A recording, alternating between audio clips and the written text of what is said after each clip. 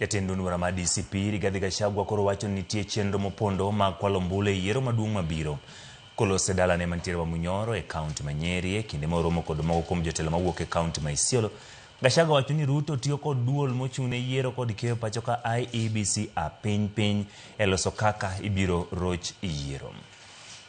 Kuna kitu ingine wanataka kufanya hapo kwa IEBC wakiwa na Joho na vice chairman wa IEBC.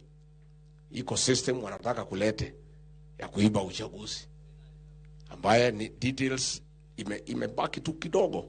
Unajua sitakaki kusema kitu kabla sijapata yenyewe sawa sawa.